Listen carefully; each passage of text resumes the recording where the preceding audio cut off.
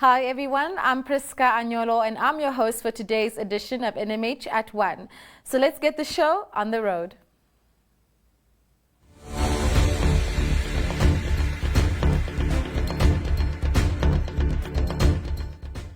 First, let's take a look at the news from around the country. The Namibian Red Cross Society's drought relief support for extremely vulnerable households was launched in Korigasi yesterday. Speaking to the media, Acting Chief Regional Officer Emilia Alwendo said the recurrent drought led to the call for drought relief support and various interventions, including monetary donations, food, and other essential goods. In our second story, the case involving dismissed Namibia Students Financial Assistance Fund Chief Executive Hilia Nyiwete against the Ministry of Higher Education relating to the former's dismissal was yesterday postponed to the 25th of March in 2021. Nyiwete took the ministry and the fund to court in 2019, challenging the legality around the appointment of NASAF's board of directors, which a few months after its appointment placed her on suspension and instituted disciplinary proceedings against her. For our third story, the Ministry of Works and Transport has set aside $8 million Namibian to renovate some government homes and apartments that are in a dilapidated state. Ministerial spokesperson Julius Ngweda said a dint that the project to renovate the houses was already budgeted for and was set to kick off earlier in the year but was delayed due to the COVID-19 pandemic. Speaking of things COVID, by Monday, Namibia's recovery rate amongst COVID-19 patients further increased to 97%. This follows the clearing by health officials of large groups of people that were still in isolation, especially in Windhoek, during the past week. The Khomas region now only has 62 active cases that are shown in red, lower than Hardap's 75 active cases. All except for one of these cases are located in the town of Rehoboth. By Monday, Rehoboth was on average reporting 10 new cases per day. Oshana still has 43 active cases, and in Rundu, active cases increased to 26 following an outbreak at the town's police cells. 9 more health workers tested positive for COVID-19. 4 in the Karas region, at least partly linked to increased cases in the Luderitz district, 2 in Hardap and 1 each in the Oshana, Khomas and Omaheke regions. Let's move on to a quick ad break and we'll be right back to introduce the video news for today.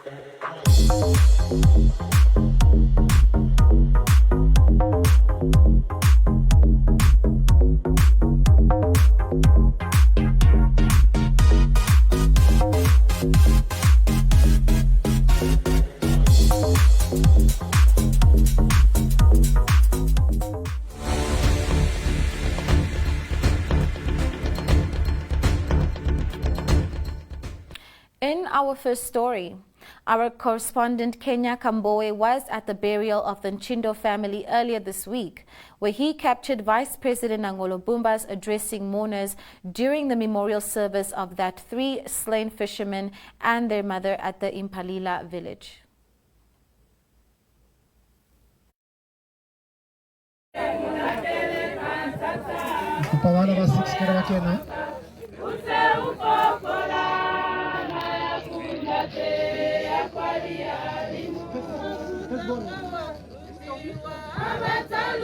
The next to be lowered is the casket for our brother Tommy Chindo. Leo yese tena ipatile ukona la Tommy Chindo. Kubabea kabuhulu nani mapetela.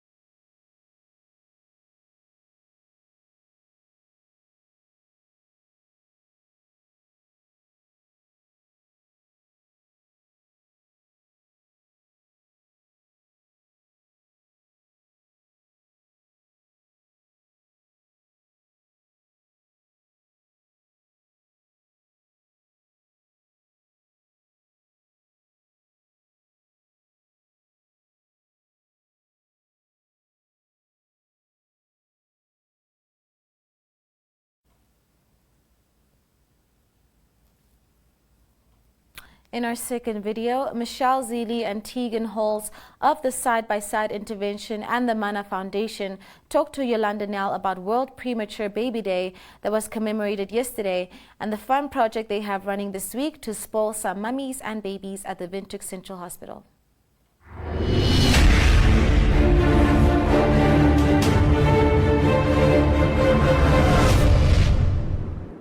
So today I am joined by two lovely ladies and they are going to tell me more about the Mana Foundation project. Hi, I'm Tegan Halls and I'm a therapeutic reflexologist and I currently work at Side by Side. Hi, I'm Michelle Zeely. I'm a social worker and I currently also work at Side by Side, and we have Mana Foundation on the sideline. So Mana Foundation was basically started when we realized that there's a lot of things that Side by Side cannot always help with because we focus on early childhood development.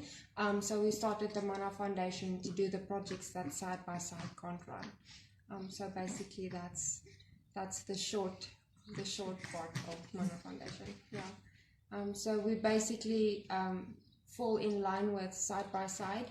And I think, Tegan, you can maybe just explain what Side by Side does. Usually we have to explain Side by Side over like quite a few hours, but I'm going to try and put it as short as possible.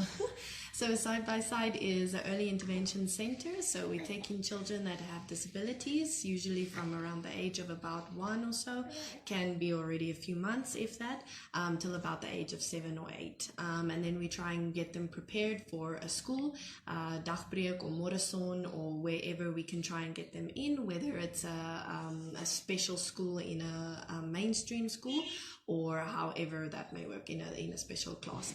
And then the children who are severely disabled, we take them in on a session basis. So then myself and another therapist work on a session basis, and we work about 45 minutes to an hour per child, and we take them in through the morning till about early afternoon, just to do some rehabilitation with them as well. And you have a Prem Day coming up on Friday. Tell us about that project. Okay, so the Prem Day is today is actually National Prematurity Day, but unfortunately, because during the week it's very difficult for all of the professionals to actually come together and do something for the parents, so we decided to do it on Friday. So together with the two social workers at the maternity ward at Windhoek Central Hospital, we have managed to organize a special day for them on Friday for the mommies. They have about 50 premature babies in the hospital at this stage. So we're just going to go and give them each a small package with something inside to make them just feel a bit better, to know that they are supported, they're not alone, we are here for them.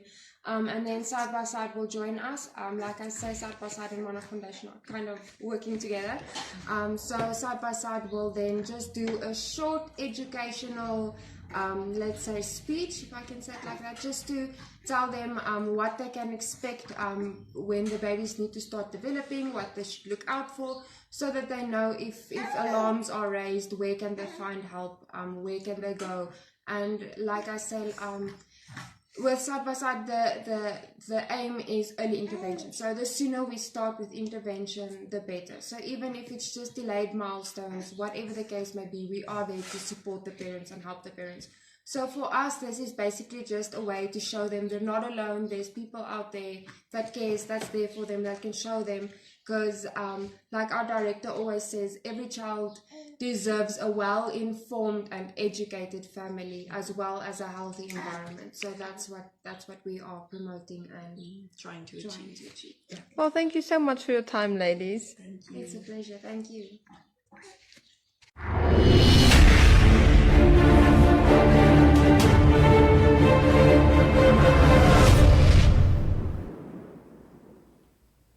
And now for our third video story. COVID-19 has wreaked havoc with many industries across the world, including in Namibia. A recent survey found that journalists were some of the hardest hit by the pandemic. Not only did their workload increase, but many faced pay cuts in an already low-income sector, and fears for job losses increased. In addition, fake news proliferated, making their jobs harder. The survey also found that above all, the increase in workload with less resources and uncertain future caused a spike in anxiety and depression among journalists around the world. Here, 2 NMH journalists share their experience. Yana Marie Smith reports.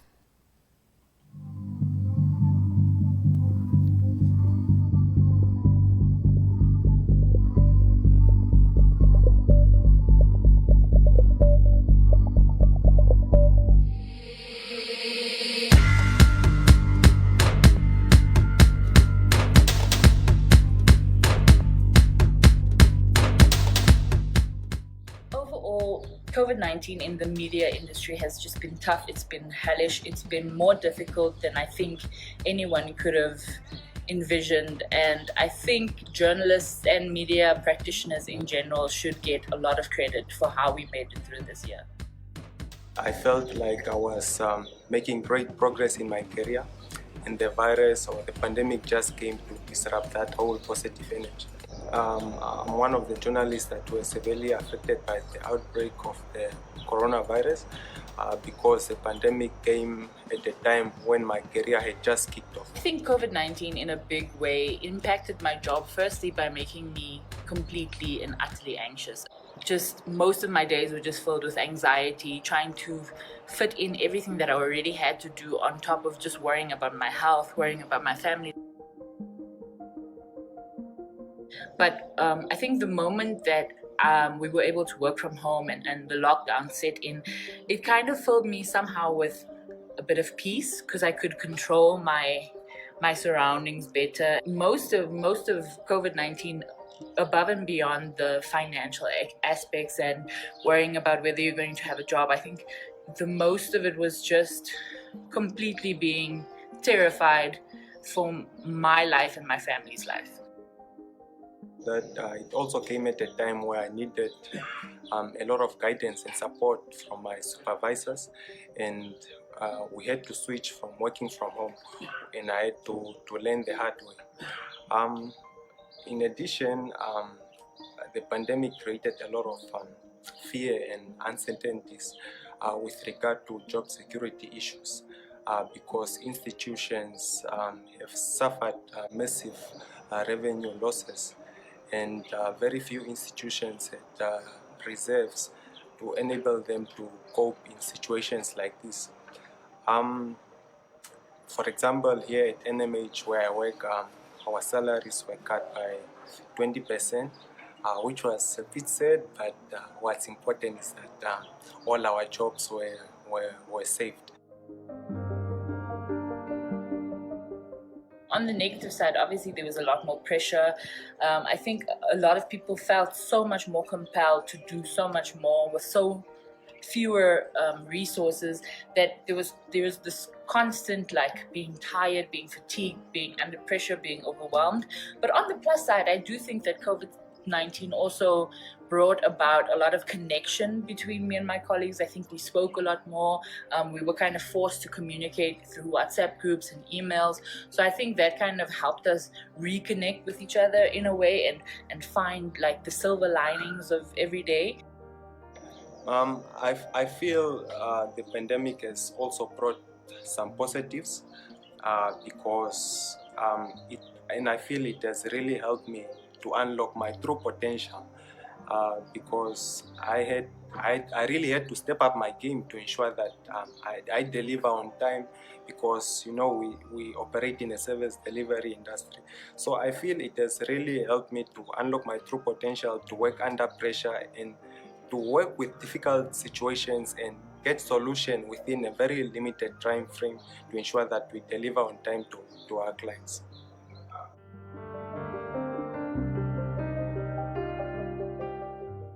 And really we are just hoping that scientists come up with a vaccine so that things can get back to normal, so that the economy can grow, to create opportunities for us journalists that are already part of the system, and also for the new fresh graduates that will be entering the industry.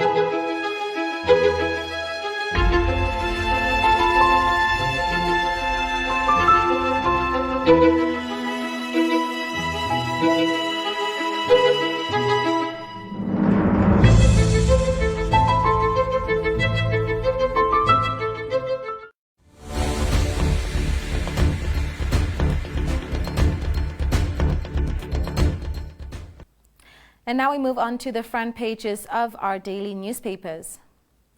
On the front page of the Namibian Sun, Kenya Kambowe reports from Impalila Island that 5 bullets were retrieved from the body of one of the 4 fishermen gunned down by the Botswana Defence Force along the Chobe River, while others were each shot twice, a relative privy to the autopsies conducted said. Similarly, Republican leads with the same report, along with the tragedy that played out in Rehoboth, where it is alleged that Colin Cooper first shot his 38-year-old wife, Jolandi, in the head in the early hours of yesterday morning and then turned the gun on himself while their daughters, 11 and 16, were sleeping in their house in Block F. Taking the lead on the Allgemeine Zeitung today, Erwin Lauschner reports from Okonjota that several aged boreholes in the Kunene region have been rehabilitated thanks to international support and equipped with modern solar energy. This not only improves the livelihood of many communities, but also significantly alleviates the human-wildlife conflict. The report on the burial of the Nchindo brothers and their cousin also leads with the Namibia Today, along with the report that government has awarded a 530 million Namibian dollar contract to the China Henan International Corporation Group for a road between Tses and Hochas, a decision that has irked Namibian construction companies. On the front page of the New Era, Eveline de Klerk reports that at least 645 jobless fishermen at Walvis Bay have secured employment with Kavema Fishing, with the company's head of administration saying that the fishermen have already been on their payroll and received salaries for the past 2 months. And now we move on to inside the daily newspapers.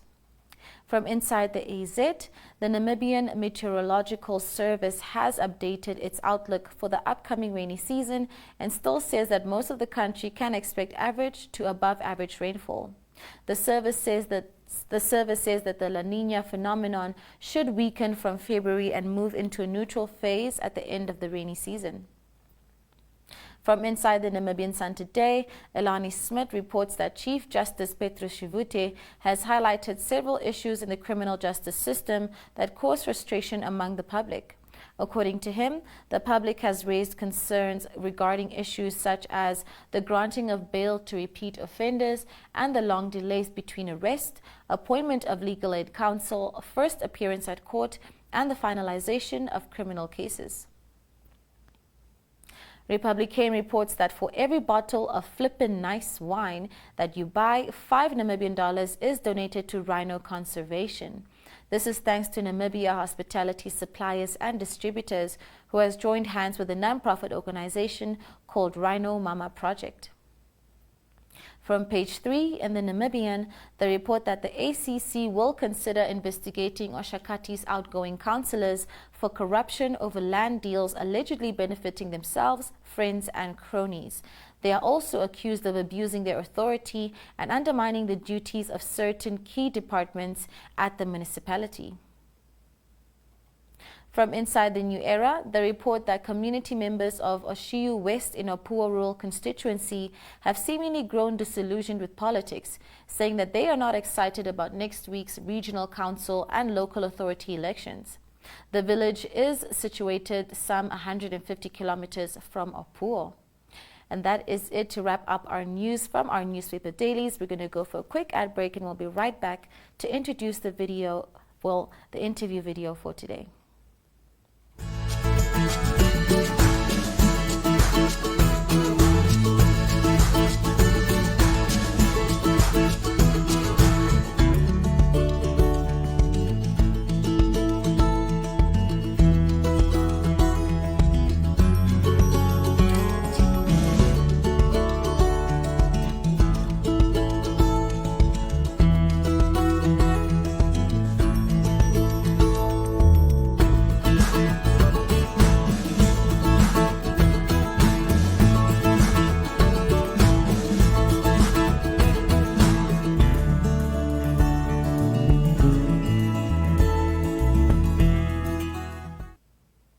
just to add on to more of our news that we didn't catch up on before I introduce the interview segment for today, in today's Market Watch, Jo Marie Dadi reports that new vehicle sales last month bucked the trend of October as a strong month, coming nearly 55% below the historical average for the month.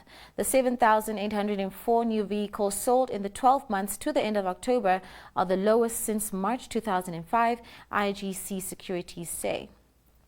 Also in today's NMH publications is My.NA Properties, which this month focuses on the coming Christmas season. And now we can finally move on to our interview segment for today. Otis Fink of our Irongo office recently spoke to the mayor of Usakos, Axer Mafangeo, who talks about development opportunities in the town. Do enjoy.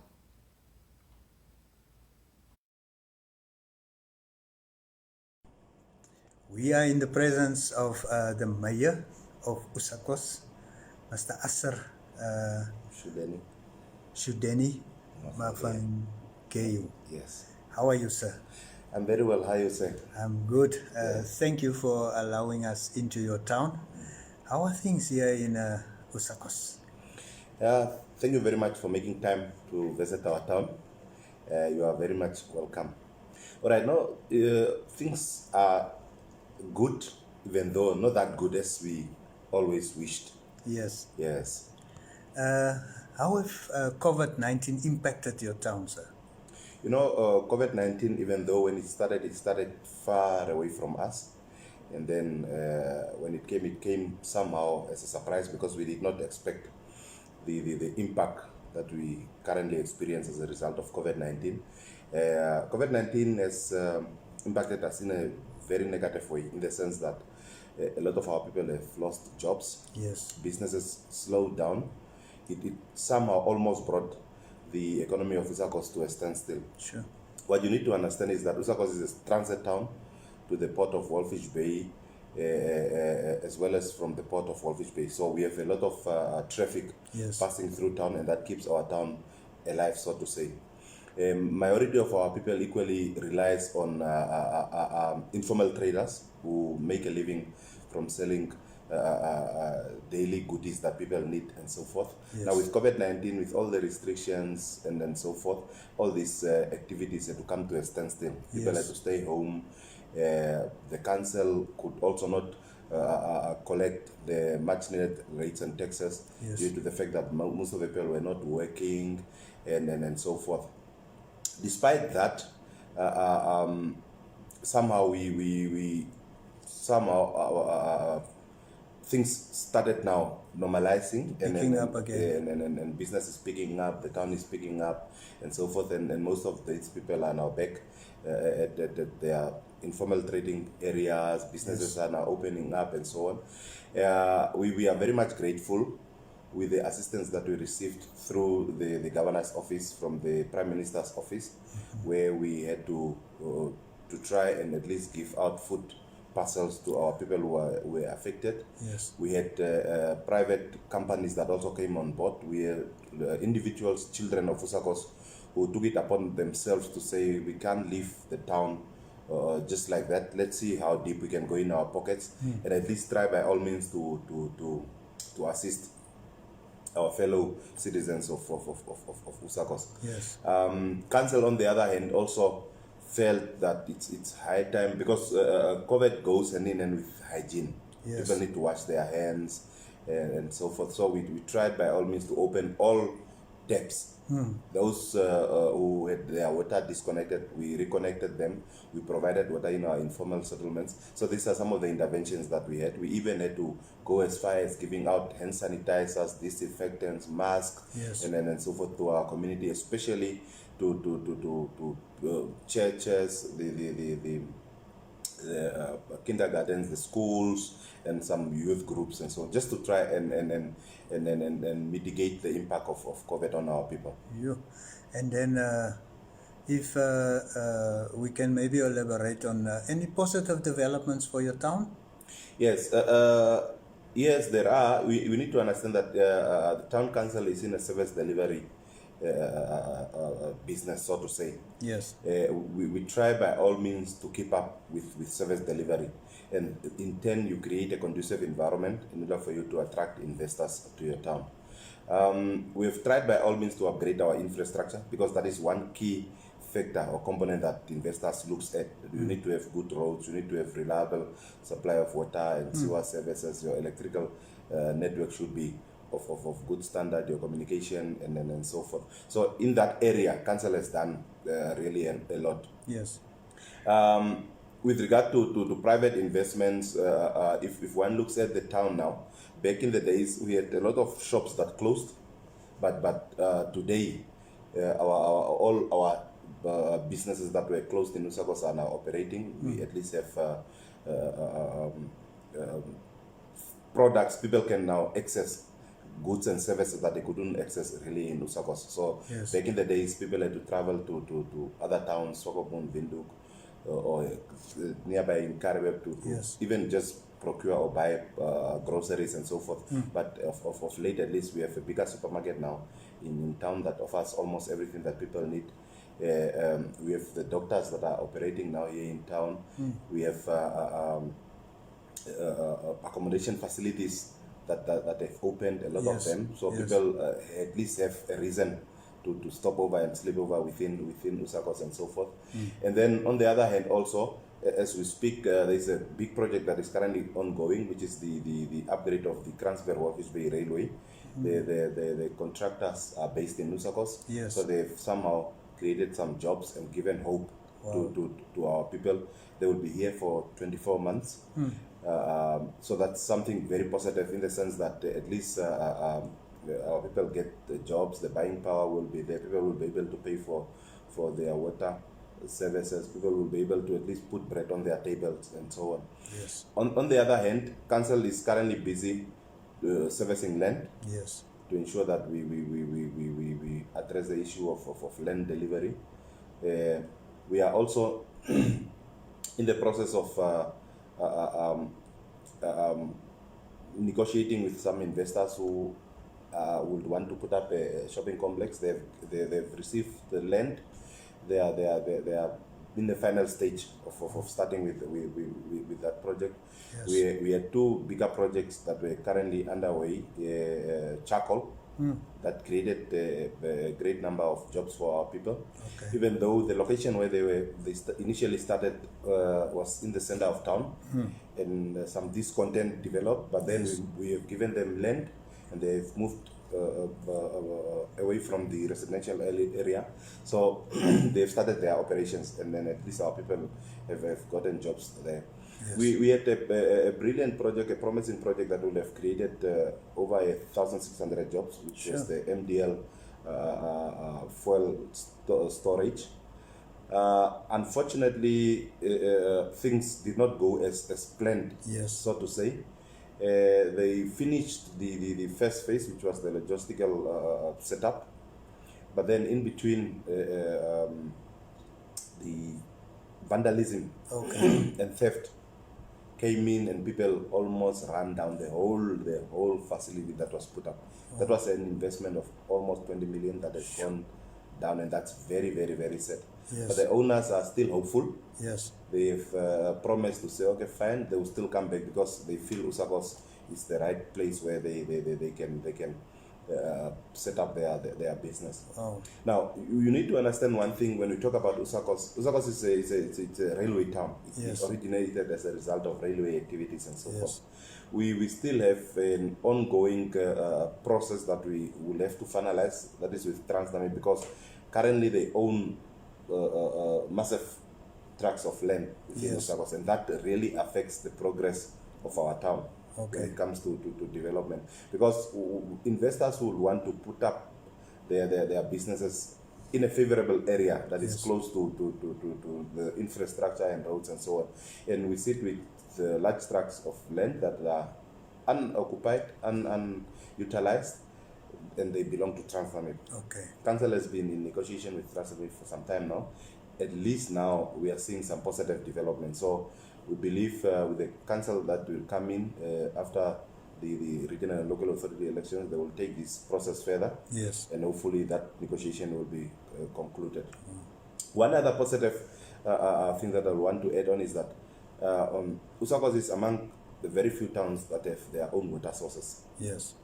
We back in the days, we heavily depended on NAM water. We built up a huge debt with NAM water to an extent that at times they will threaten to disconnect the supply of water to Usakos. Sure. And as a result, we took a deliberate decision to say, why don't we try by all means to connect all our suburbs from our own water sources? And we were very much successful with that. So today, we can pride ourselves to say we are no longer dependent on NAM water. At least we keep them on standby in case if anything happens to our infrastructure. We always will always open their taps. But for now, we can pride ourselves to say at least we are supplying the whole town with our own water, with our own water sources. Yes.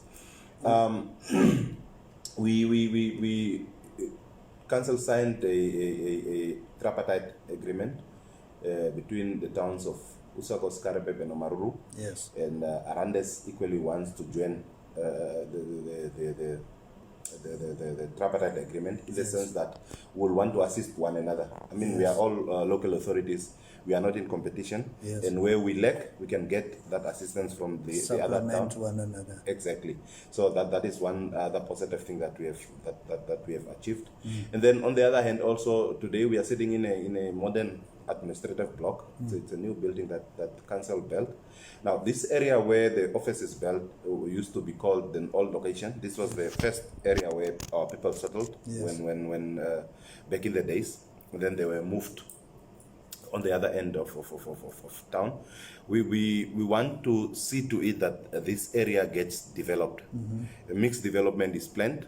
We're looking at housing, business, and institutional plots that we'll want to have here. We have so far also allocated land to private developers who are planning to build modern houses. There is a new extension that it's planned already. The environmental impact assessment is finalized, so we are just waiting for the NAMPAP approvals, and then the construction process will start. Hopefully, early during the first quarter of next year, they will start constructing houses. Now, if you look at the housing need in Usakos, there is a dire need for housing in Usakos in the sense that we have public servants, teachers, nurses, police officers, and people who are working for government institutions. We have people who are in the private sector, mine employees. We have people who and then all these people can afford modern housing. Yes. Yeah. So these are some of the areas that we are looking at. We want to avoid a situation where people leave Usakos because of the fact that they can't find accommodation. Yes. And as we speak now, there is a high demand for accommodation. Just the project that is currently underway, the railway rehabilitation project, there is an influx of almost 500 people that have moved to Usakos in a short period of time. So just need to understand as to the demand for housing that it puts on our town and so on. So this is something that we need. This is something that we really need to try by all means and attend to as a matter of urgency. But other than that, things might not have gone as we have planned. 2020, our development plans were impacted by COVID. It slowed down progress and so on. But now that things started picking up, I think we are trying to catch up with speed. At this point in time, Council is in the process of implementing the decongestion plan. We want to decongest our two informal settlements. We have two informal settlements, Ngulumbashe and Samstan.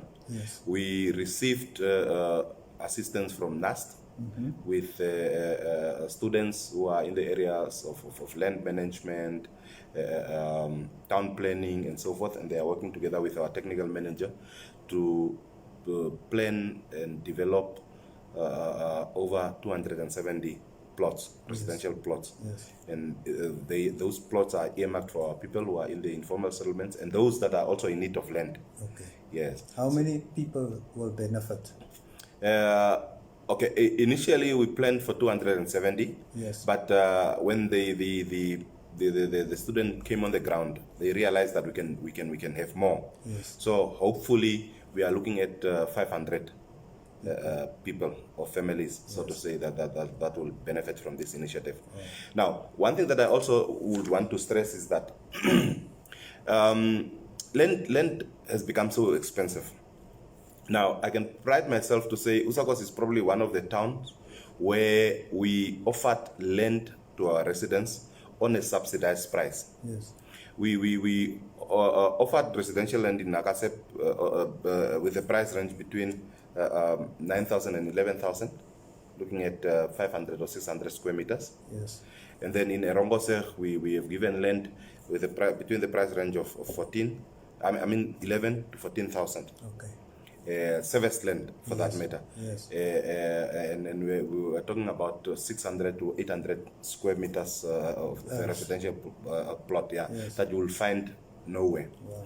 We've, for instance, also offered land to our Build Together beneficiaries at a price of 1,500 a plot. This is trying to meet our people at least halfway. Yes. We have given land to the Federation, the Shack Dwellers Federation, Yes. For free. Yes. For free, in order for their members to be able to build their houses. So these are some of the interventions that council has really tried Yes. to help our people with, in order for us to address the issue of land delivery and housing. Yes. Yeah. In terms of your message to investors, what would that be? My message to investors is that Usakos is the right place for one to put up your business and so forth, in the sense that Usakos can link you to the port of Wolfish Bay. We have rail infrastructure. The road passes through our town. It can even link you to the northern part of our country, the capital city, and down to the south. This is a very peaceful town. Very peaceful. The crime rate is very low, and the cost of living is also much more lower compared to the bigger towns and so forth. And our message to the investors is that we want to meet them also halfway. Yes. We somehow have land available, and we are looking at finding solutions to say you get the land, you put it up, you at times don't need to pay for it, for that matter, yes. or you are not under pressure to pay for it. What we are looking at is long-term benefits for our people. Employment creation will at least recoup those costs through the rates and taxes that these companies will pay. Okay. So I still believe that Usakos is the right place where investors can come and settle. Yes. Yeah. You mentioned that we are heading for the elections. Will you be running again?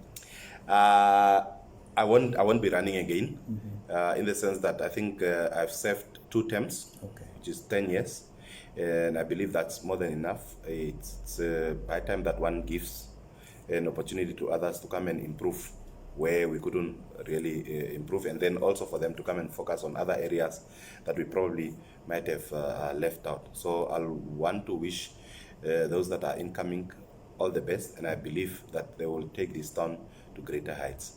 Thank you so much, sir. You're more than welcome.